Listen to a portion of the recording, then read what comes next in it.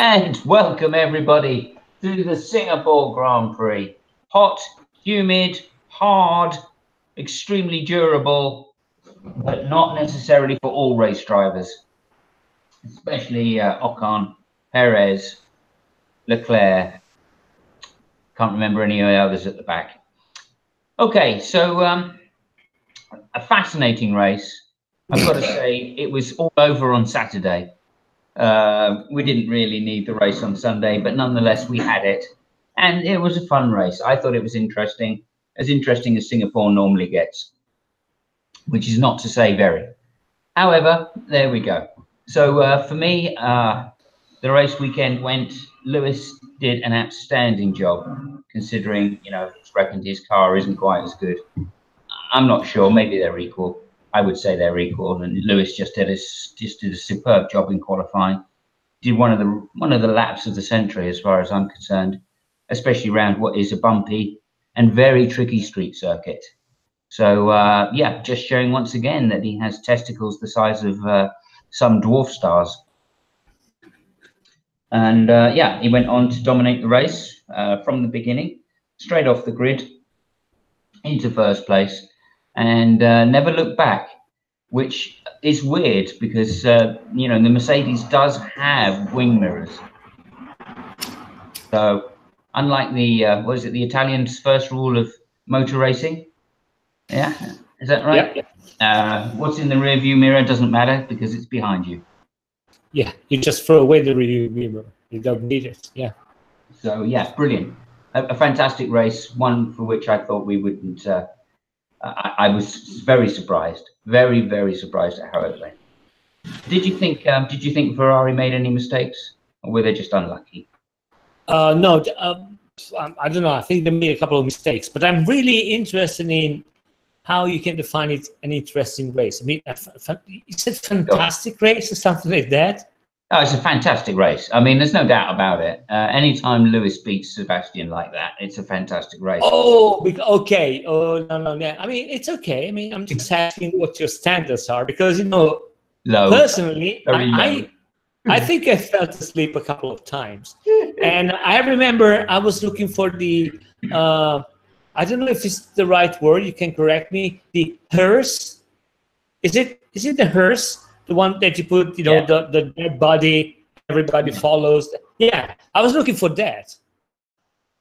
It was such a fucking boring race. It was bloody unbelievable. I mean, really? Because I thought the hearse was pink, namely Ocon's. No. Well, maybe, I don't know. I mean, those guys were lapping something like 12 seconds below the pole time. Yeah, it's crazy. It's insane. It's insane. I mean, I have no fucking idea what kind of sport it is. And regardless of who won, I mean, by the way, I agree with you. Lewis made a very good lap on Saturday. I don't know if it's the lap of the century, but it was a very good lap. There is no question about it. I personally think that Senna 88 in Monaco was a more amazing lap. But but we're talking bullshit here, so it's opinion, so it doesn't really matter. He made a really, really, really good lap. I think Ferrari made a mistake in they didn't test the yellow tires. Yeah. They thought.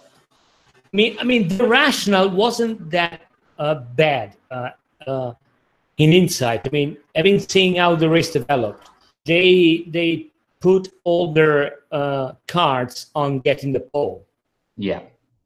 Which it was wrong because they didn't get the pole. But if you see what happened to the guy who got the pole, I mean, that wasn't a really stupid idea. The problem is that they never planned for plan B. That was the big mistake, in my opinion. And it was also weird because if you looked at Friday up until Saturday before the qualifying, I mean, I have not honestly never thought that Ferrari did not have the pace, which was actually what happened. They didn't have the pace, so that was, the biggest issue. But yeah, I think it was an incredible weekend by Hamilton, simply because he was obviously sandbagging through most of it until the very last second, which is normally what Ferrari do so well. So again, it appeared to me that Mercedes were playing Ferrari at their own game. Really, Mercedes got the tactics right this weekend, and when they do that, it's very difficult for Ferrari to win. They both got. I mean, the thing is that they both got the same tactic. Yeah, but it only worked for one of them. Also, Vettel had the problem. I think he crashed into the wall or stuff like that. So they didn't have the time, to actually test, the yellow tires. Which again, it was a mistake because they had no data on how efficient those tires were. So that was another issue. Or at least how to keep them in check in terms of temperature, right? So I mean, that's they had no data at all. So that was another problem, for them. But I completely agree. I think that's where they lost weekends, in general. Yeah, but the thing, the reason I said, it was really well. Besides the fact that it was a really boring race, even from a strategic point of view, it wasn't that interesting because both of them had the same tactics. Yeah, it was a standard. It was standard race, which is why I thought it was quite a good race because it showed us, that we are in fact back to Formula One how it used to be, where these tactics, the pole tactics, getting pole is so important, becomes even more important. The pitting strategy becomes everything. Being able to change on the fly again. Around your thing. I mean, I remember, it's been bad in the past. I remember that year that Vettel won at Monza in a Red Bull, or was it Toro Rosso? I think actually.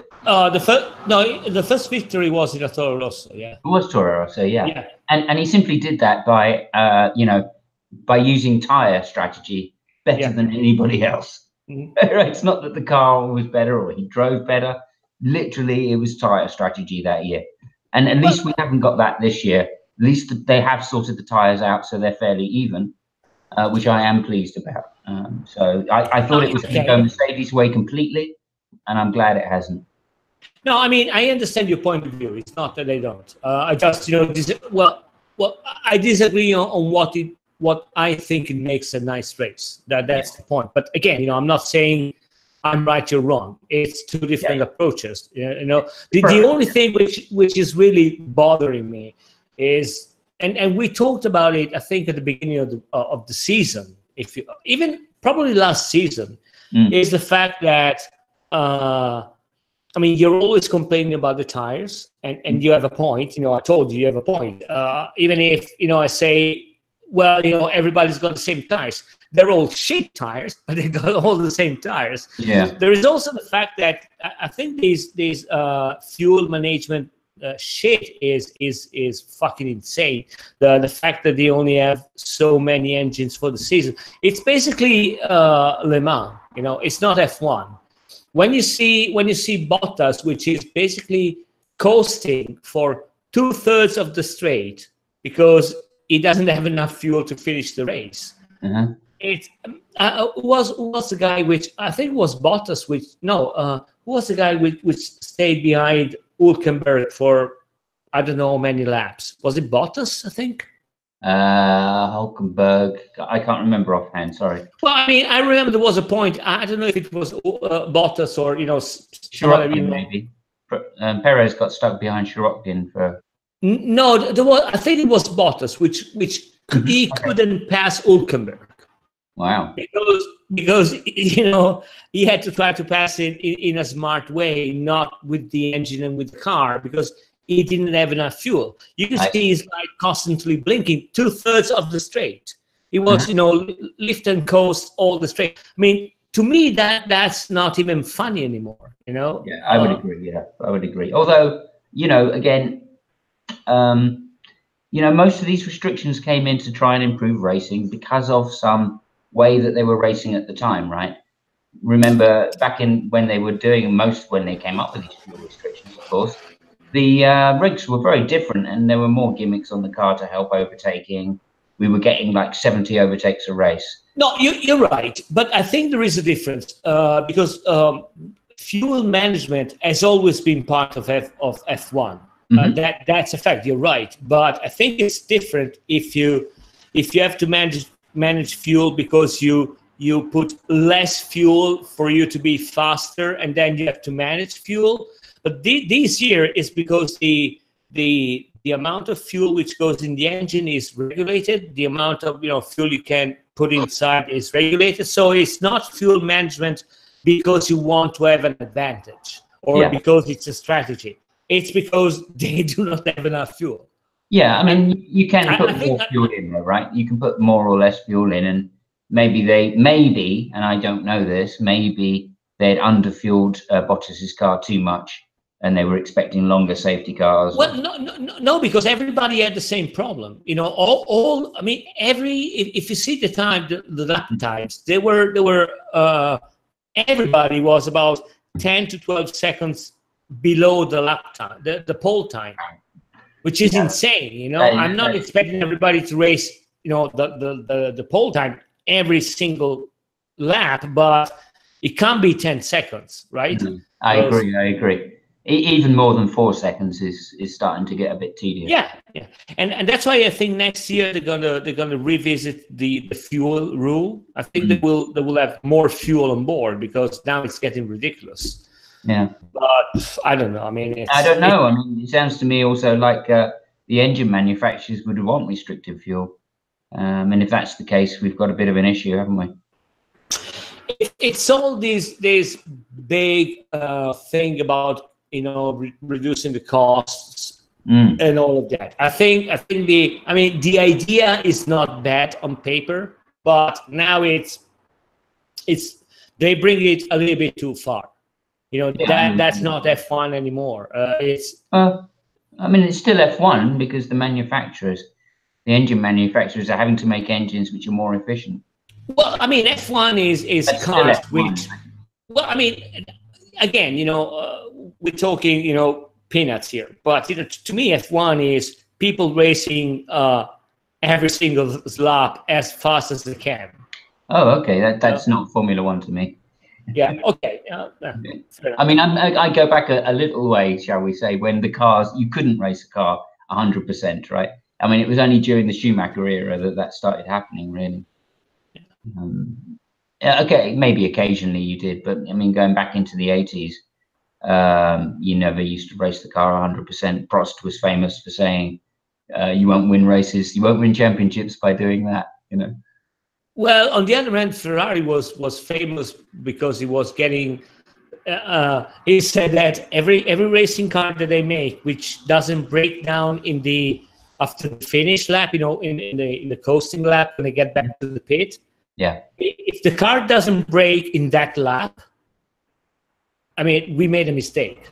that's just too much, really. Yeah, But that was the spirit of the old guys, saying, I'm gonna make something which lasts exactly for the race. Yeah, and it has to break once it gets past the finish line. It has to break down because if it doesn't, there might be something which could be exploited a little bit more. Fair enough. That's one. Yeah, that's an interesting approach if you think about it, right? Indeed. Okay, so Lewis, we think generally, then I think we're agreed, won the Grand Prix on Saturday by doing what it was a fantastic pole lap. So why do you think it is that Sebastian has been lacking in this area? Normally, Sebastian doesn't have a problem keeping up with Lewis in qualifying. I don't know. I think that the problem they had on Friday and in the morning of Saturday had something to do with Vettel. I don't buy the things that I read that that is not he cracks under pressure and stuff like that. I don't think that's the case with Vettel. I think that. This year, Lewis is really exceptional, even on that side. Okay, which is not. I think this is the best year that he has been racing this year and the year that he started in F1. Those are two best years, in my opinion. And he never cracks under pressure. He always gets the maximum from the situation he's in. And once you get into that zone, he kind of builds up, Yeah. So I think it is that. But I think that this is an exceptional year for Lewis. It's not such a bad year for Vettel. Meaning that I think that how Vettel behaves is how normally you would see a driver behave. I don't know if I wasn't too confusing. I hope I wasn't. Yeah. Okay, I mean, fair enough. I think, I don't think Vettel's been on it this year. And I think especially at Singapore and Monza, I think Monza shocked him, actually, to be honest with you. I think he wanted Kimi next year. He didn't want Leclerc. And, he was comfortable there. And I think this is slightly upset him in some respects. Now, only because he was claiming to be such good friends with Kimi, right? But, well, that I don't think it's an issue. He said that, they asked him which driver would they prefer. And, I mean, it's natural enough that the guys, he said what he said. I've been dealing with Kimi, for years. I mean, we have a nice relation together, and I would love it to be Kimi. Yeah. I mean, what the hell do you expect it to do? I actually was, even if we. Well, no, okay. Let me explain. Let me explain the issue, because I agree with that for sure. I think the easy option for Vettel is Kimi, but I think with what happened at Monza, that's what shocked him. Right? It's not that they decided to take Kimi out of the car. It's that Kimi wasn't being helpful, right? And that it did look like it was a 50-50. So, for instance, when we think about Perez and Ocon, especially in Singapore where they came together, it's clear that Perez wasn't treating Ocon like a teammate. It's clear that he was treating him like any other driver, and he was just going to run him into the barrier. Well, right? I understand your point. I mean, Vettel wasn't happy after Monza. I agree with you. Yeah. The thing is that I don't know if it's true, but the rumors are that they told Kimi that he wasn't going to be confirmed in Monza in the morning. Yeah.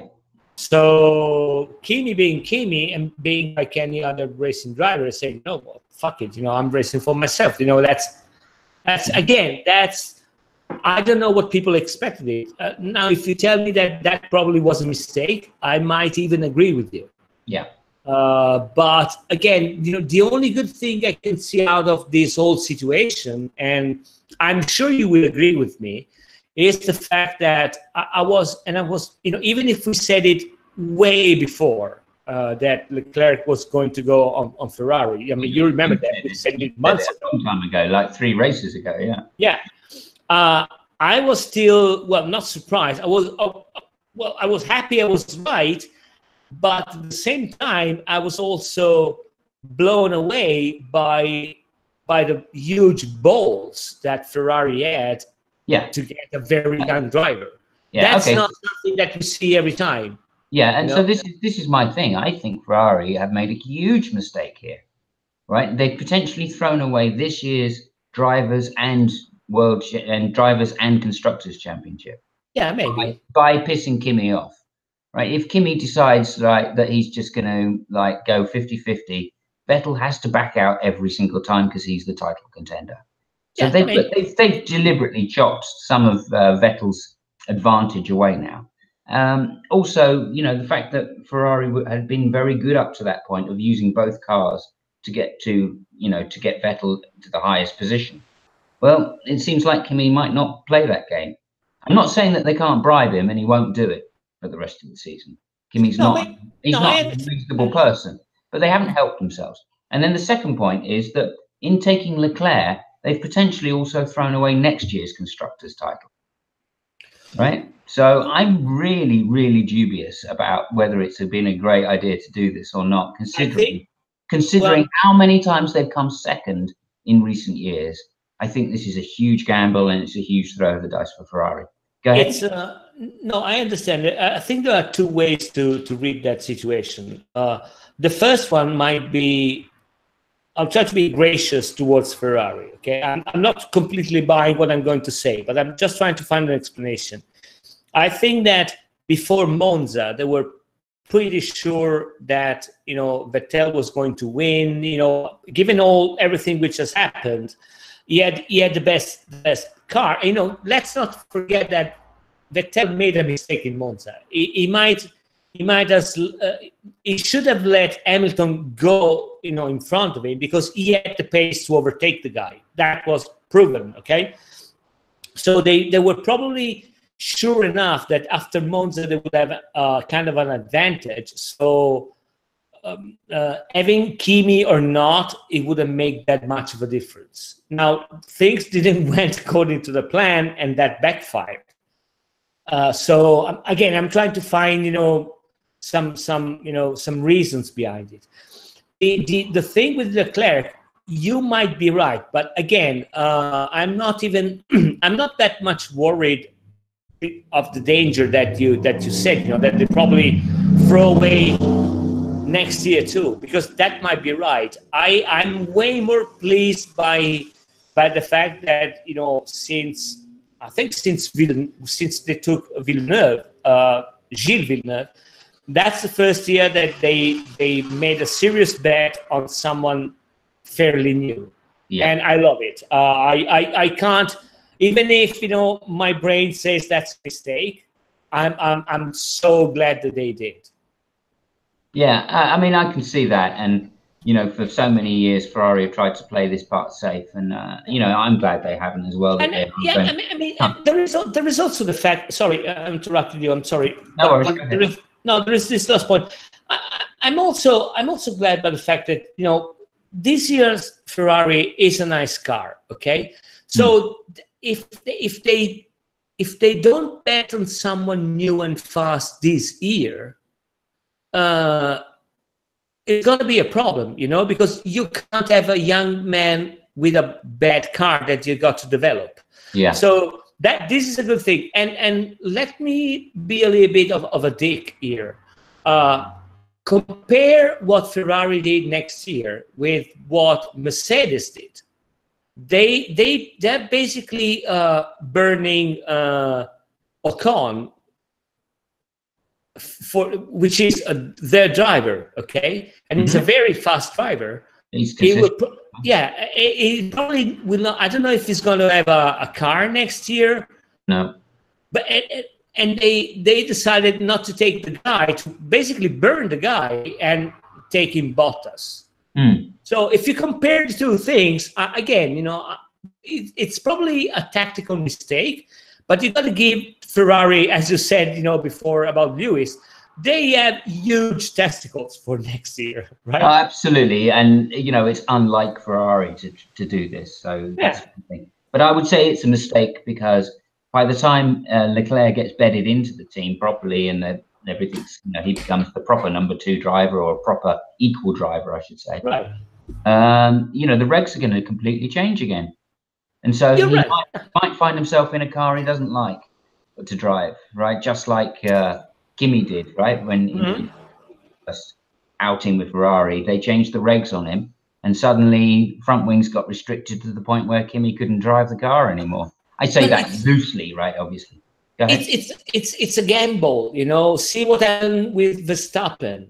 I think that people is a little bit. I'm not talking about you, because I understand your point, but people in general is not that much gracious towards Ferrari, because if you see, for example, what Red Bull did with Verstappen, they did basically the same thing. No, because they didn't have. They had their world champion driver leave them, right? So they had to replace. There was no kind of like, oh wow, shit.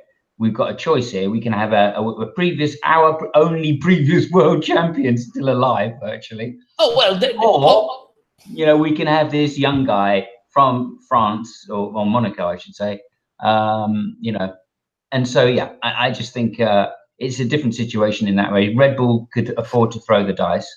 And I'm not saying Ferrari it is. Yeah, have taken the gamble to throw the dice. no, I'm not saying it's the same situation, of course, But again, Red Bull got to a point where they have to sack Kvyat, and they decided to invest in Verstappen, and they've been keep pushing Verstappen, to the point that Ricciardo had to to tell fuck it, I'm leaving because Yeah. Okay, so.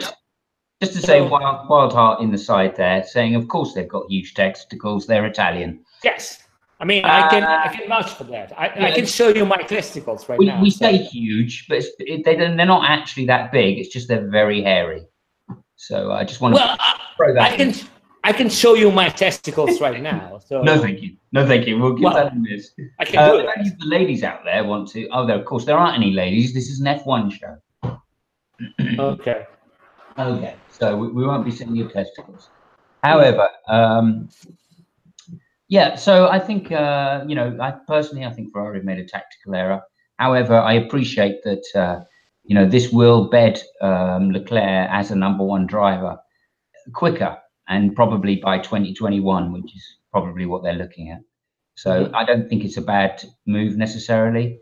It's a move for the future. Oh, it's uncommon. Hang on, sorry, we do have a lady in the viewer chat. Gretchen, thank you so much for watching. We really love you both, by the way. Yeah.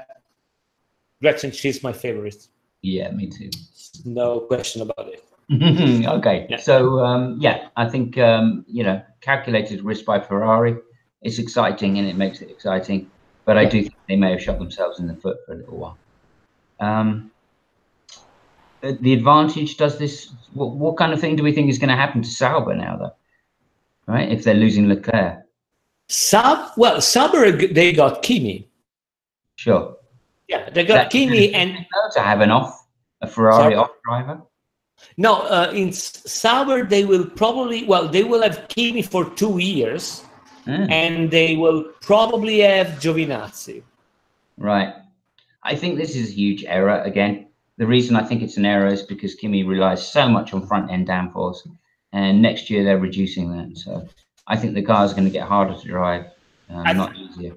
I think you got to see it from the point of view that Sauber being what Toro Rosso is for Red Bull, and if you look at that way, I don't think it's a big mistake. Actually, think it's a very smart move. They're going to put someone which drove one of the fastest car this year or next year, so they will have a very good feedback. Yes, even from the driver, because they already have feedback, from the technical point of view. But they will also have feedback from the driver, and also have a very young driver as a second. So it's basically what Toro Rosso is for Red Bull, or what Force India is for Mercedes. With that point of view, I think that Sauber makes way more sense that if you want to be, really mean, what Ferrari makes, next year. Yeah, sure. I agree with that in terms of the Sauber thing, but I feel that Kimi is going to find a lot of problems there, that they're not going to be able to put enough front wing on for Kimi's taste. In fact, dealing with a less than top car might be a bit challenging for Kimi, not because he can't do it, just because he will lose enthusiasm over the year to do it. It's a funny thing with Kimi. I don't know if that's true, but people around, they said that, I don't know, it's really weird to say because it doesn't make any sense when we're talking about Kimi. But people have been saying that this year Kimi is really relaxed and he really likes driving. So my hope, and I think it makes sense with the choice that he made, is that he signed for 2 years because I think he's one of the last people in the circus, now that Alonso is away, but Alonso was, more of a mad horse. He's one of the few people that really likes to drive, like Ricciardo. You can see the guy loves to drive. Yeah. You can say that for Kimi because, he has no facial expressions. But I think that he really loves to drive. And I think it's going to be a big step for Sauber, you know, to have someone really fast, which again is coming from a car which is fast. It's going to be interesting. I don't know. It'll definitely be interesting. Yeah. I worry because I've seen with Kimi with cars which aren't so good, or is not as good as hoped, shall we say. And once they stop performing at the front, he loses interest relatively quickly. So Well, I'm worried. He just can't drive a car which understeers too much, and I feel that if the front end isn't good enough for Kimi, then he thinks to himself, then what's the point in pushing all the time? Why don't I just drive within this limit? Listen, for us, it's a win-win situation, because if the car performs well, we'll see Kimi, you know, in battles in midfield, which is going to be interesting. If the car performs really bad, we're going to have very interesting car radio communications. So it's a win-win situation. And interviews. Right? You know what? I think we should end there, because I completely agree with what you just said. Right. If Kimi in the midfield is going to be a laugh at worst. I just leave you with that. I ordered, you know, have you seen the T-shirts where it says "Leave me alone, I know what I'm doing"? I've ordered that T-shirt. Oh, fantastic! Yeah, I love it. I love it. Okie doke. Is there any other teams you want to mention briefly? Alonso made a nice race. He did, yeah. Well, oh, Max is amazing. Yeah, I agree with you. You messaged me during the race. I think it's amazing. Yeah, he made a very good race. He did have a great race, and again, he picked on. He really picked on Vettel in terms of knowing that he had to jump out the way. Yeah. So yeah, I mean, they made a mistake, you know, in pitting Vettel when they pit. But yeah, man. It was a clusterfuck. I mean, I think that, you know, from Saturday it was uphill for Lewis and downhill for Ferrari for the two opposite reasons. You know, everything went on plan for Mercedes, and everything went to the shitter for Ferrari. That was a track which it has always been a Ferrari track, and this year they performed. They didn't have the pace.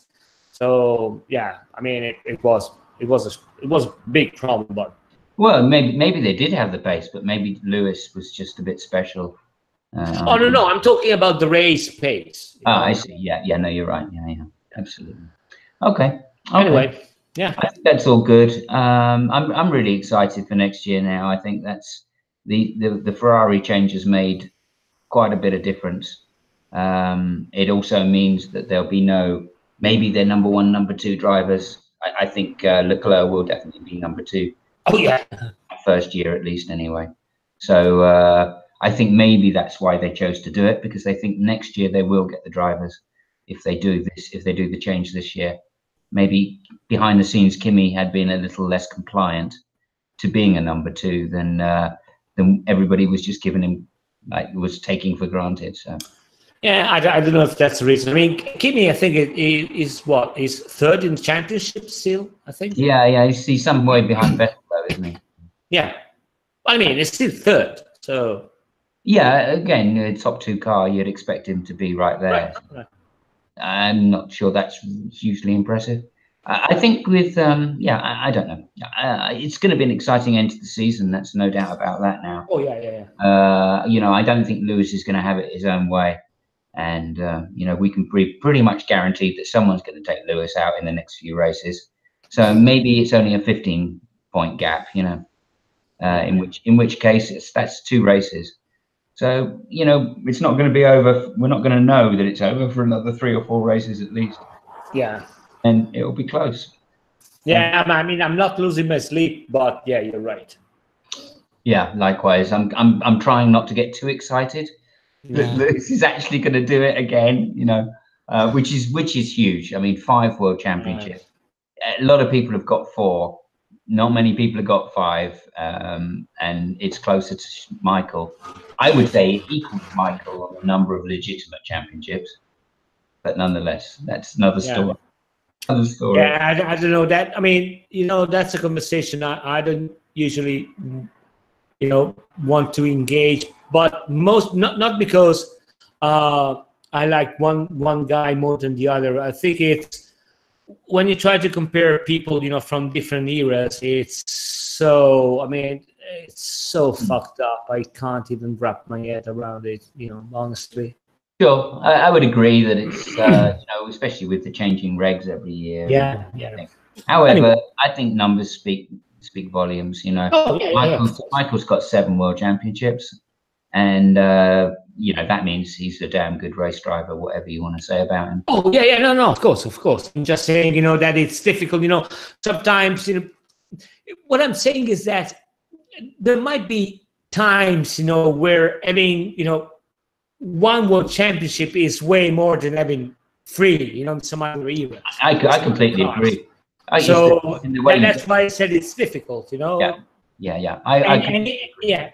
Any way you shape the conversation, it's going to be a problem for someone or the other. So that's why, yeah, that's the kind of thoughts that I might have, but I don't really want to engage into that because, you know, the variables are so many that I don't think it makes too much sense, you know, by the way. No, I think I'm just teasing a little bit. And to finish off teasing, I'd just like to say, I'd like to say, you know, I'd like to say, notice how the Italian in the hangout isn't drinking red wine. I think that's a sign that Ferrari are on their way down. Okay. Is there anything else you'd like to finish with there, Fabio? Okay, point taken. Yeah. Okay. Stay chatting. Thank you, thank you, our viewers, Wild Heart and Gretchen. Thank you very much, and we'll see you next time out. Yeah. See ya. Bye bye.